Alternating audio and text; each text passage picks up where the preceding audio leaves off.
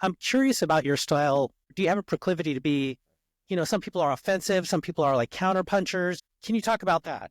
Yeah, my style's changed drastically. The initial reason that I got into martial arts because I wanted to be like Snake Eyes from G.I. Joe or like Ryu from Street Fighter. Like these are like the characters that I liked, fictional heroes.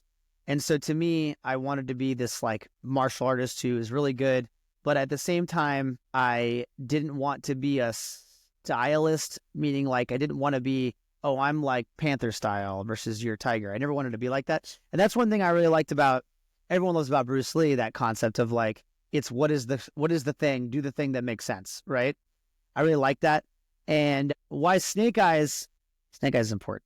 Why Snake Eyes from G.I. Joe is important is because Snake Eyes is a classically trained ninja that when he sees an Uzi problem, he uses an Uzi. That's what makes Snake Eyes important.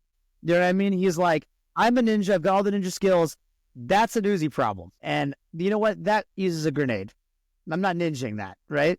And it shows the combination of dedication to a skill set and a lifestyle with a modernization of perspective of like, you can be a dedicated ninja, but not dogmatic. These do not have to be the same thing, right? You can be dedicated to your craft, but open to what makes sense. And so being anti-dogmatic was always very important to me. That's not changed. So I trained a bunch of different martial arts in New York. And why I stuck with Sambo was because Steve Kepfer was the first guy who was like, you winning the fight is the thing, not it being this method or that method. And he was the first martial arts coach that was like that I ever met. And even though I had many coaches before that, he was the first one that I was like, okay, this is the guy. I used to do a lot of flying scissors in competition. Like flying scissors was my thing. And one day Steve was teaching flying scissors and I was thinking, I don't think that's right. The way he was teaching it, it didn't make sense to me. And because I was used to traditional martial arts, I would never say anything. If I say anything, I'll be wrong because that's the way it's taught. So I waited for the after class to be like, Steve, I don't think that is the most efficient way to do the scissor. Based on what I've been doing in competition, I think it's like this. And he was like, yeah, that makes sense. Let's do it that way. And I was like, oh my God. I was like, why is it not like this all the time? I collected data. I've done many scissors in competition. I brought the data. He looked at the data and was like, yeah. And I'm like, why is it not like this all the time? What do you mean by that? Why isn't it like this all the time? It means that your person in charge, your coach, his job should be that he's just the best student. He's not a different person. Like he's not a different class of person. He's just more experienced at learning and knows how to do it really efficiently. And so he is very willing to adjust when new data is collected. People take pride in their technique. They take pride in what they've developed, what they've done. I am most proud of my ability to completely change my mind at a moment's notice. Like that's what I'm most proud of. You can be like, I think it should be like this. I'm like, yeah, let's do that. And then if we do that and we do it for 2 years and we're like, you know what? That actually kind of sucks. Let's stop doing that. Like I have no problem doing it that way. And I think he was one of the first people to be okay with like, let's play around with it. Let's adjust. I mean, that's not the only reason that made Steve a great coach. But that's one of the things that made a big difference. Where if I was at a traditional martial arts school, that would have not been the way you do it. There's a student here that started doing X-Guard a weird way that totally rocks and was messing up everyone in the class.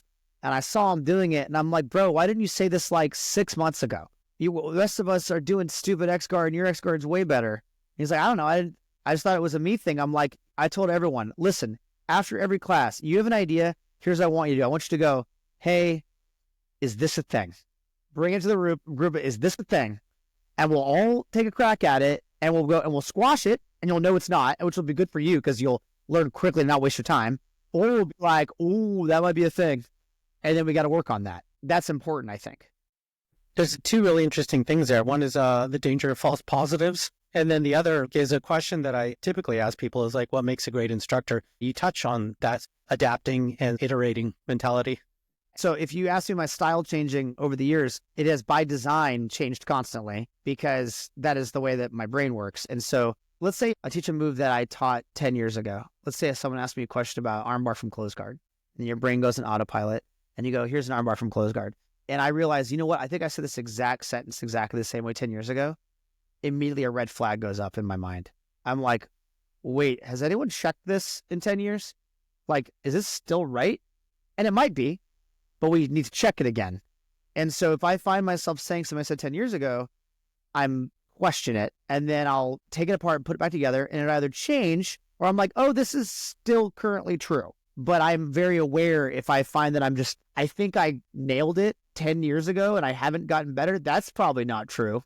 That's why my style has changed so much, because I'm constantly adjusting, not just to injuries, which I said before, getting stiffer was an injury related thing, but also like my understanding should shift constantly. And that's by design. And I think that people sometimes don't think I do that because I'm very hyperbolic. I'll go like, this is the way you pass the guard. But what I should be saying is, this is the way we're going to pass the guard until we're proven it's not the way you pass the guard. That's really what I'm saying, right? Like, don't be wishy-washy. Go for it. This is how it works. And we're going to hammer away and do this. And then we see there's a problem, we'll course correct. But you'll get to the root of the problem much faster if you go all in on like the thing. That's finding the edges too.